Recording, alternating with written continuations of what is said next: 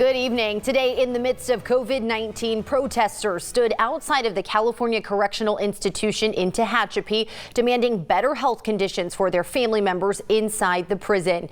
As 23 ABC's Callan Hobman tells us, protesters are angered by the number of cases inside the CCI, but staff members say they're doing everything they can. She joins us live from downtown Bakersfield. Callan? Earlier today, an emotional protest took place at the CCI in Tehachapi.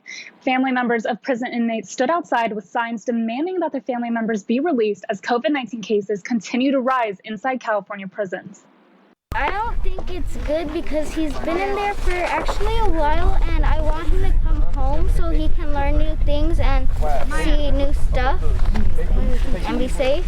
9-year-old Mia's stepfather is an inmate at the California Correctional Institute in Tehachapi. Her family protested at the prison today, demanding better conditions in the midst of COVID-19 and his eventual release.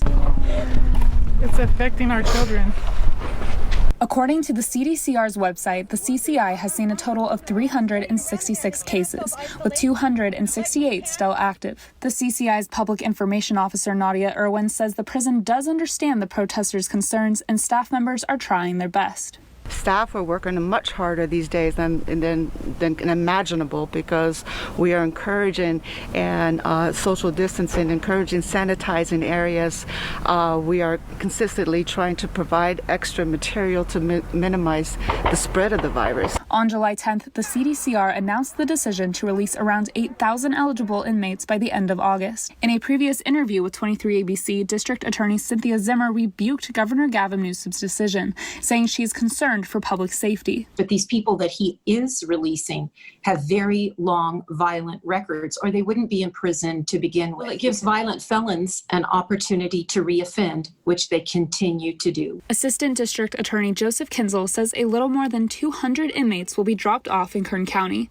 He cannot confirm exactly when, but says their arrival is expected in the coming weeks. Kinzel says these inmates will be coming from prisons all across the state.